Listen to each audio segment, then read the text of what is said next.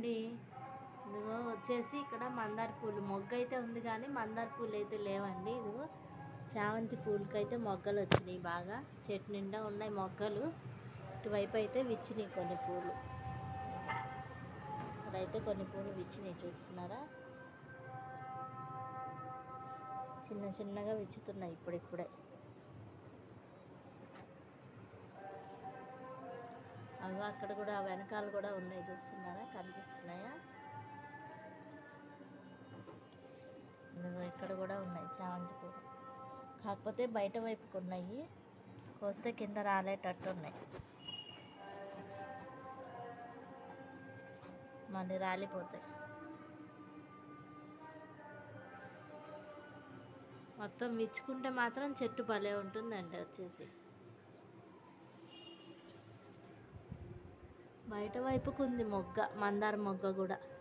అలా చూస్తున్నారా? బయట వైపుకు ఉంది, రేపు విచ్చుతుందేమో మరి. అనిపిస్తుందా మీకు?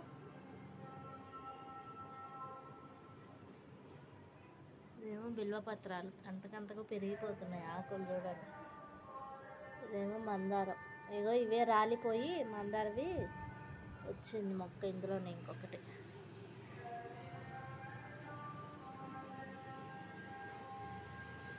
ఇంత కలర్ఫుల్గా భలేగా అనిపిస్తుందండి మార్నింగ్ చూస్తూ ఉంటే. మార్నింగ్ అంతా స్నో పడుతూ ఉంటుంది కదా, లైట్గా భలేగా అనిపిస్తున్నది మొక్కల దగ్గర. ఇదైతే వచ్చేసి ఒట్టిపప్పు అండి, ఇదిగా ఉడుకుతున్నది.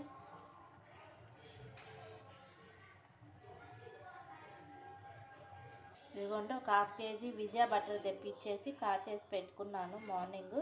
ఇది వీడియో తీస్తుంటే మధ్యలో ఎందుకో ఇదైపోయిందని ఇంకా డిలీట్ చేసి మళ్ళీ షూట్ చేస్తున్నా వచ్చేసి. అట్లానే ఇదైతే వచ్చేసి వెల్లుల్లిపాయ కారం అండి. 2 స్పూన్లు కారము, 1 స్పూన్ ఉప్పు, ఒక వెల్లుల్లిపాయలు వేసి దంచేసుకొని తీసుకుంటే బాగుంటుంది. ఇది అన్నంలోకి, వేడివేడి అన్నంలోకి, దోశల్లోకి కూడా పైన ఇట్లా చల్లుకోవచ్చు, చాలా బాగుంటుంది టేస్టీగా. ఇదిగోండి వచ్చేసి ఇవి బీన్స్ ఉడకబెట్టేసుకున్నాను, మామూలుగా కుక్కర్లో కాకుండా. వట్టిపప్పు, ఆవకాయను బీన్స్ కర్రీ చేస్తున్నానండి ఇవాళ. అయితే వచ్చేసి ఇదిగో బాండ్లీ పెట్టేసుకున్నాను, పోపు వేసుకున్నాను కూర అని. ఇదిగోండి ఇట్లా పోపు వేసేసుకున్నాను.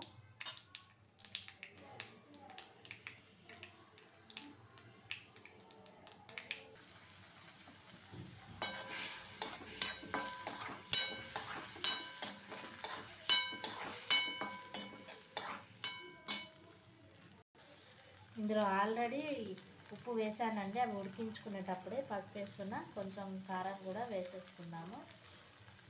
కారము కొంచెం పచ్చి కొబ్బరి వేస్తే కర్రీ చాలా బాగుంటుంది.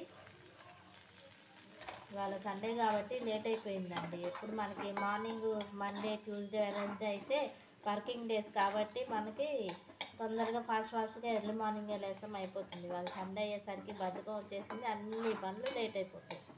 సండే అయితే పిల్లలు ఇంట్లో ఉంటారు, వాళ్ళ స్నానాలు అయ్యి ఎంత టైం పడుతుందో అసలు.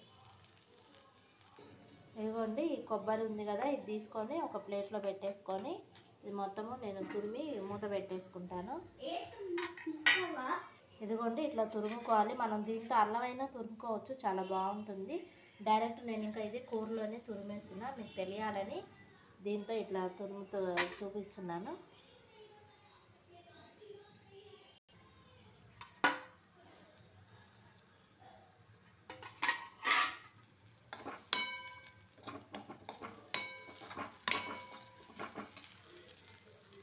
ఇదిగోండి కర్రీ అనేది రెడీ అయిపోయింది.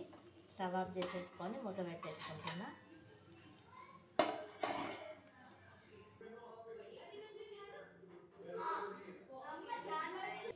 ఇదిగోండి ఇవాళ వంట అయితే అయిపోయింది. వేడి వేడి అన్నంలో వట్టిపప్పు, ఆవకాయ వేసుకుంటున్నాను. కొంచెం పలుచగా చేసానండి పప్పు అయితే, ఇవాళ పలుచగా అయిపోయింది. కొంచెం నెయ్యి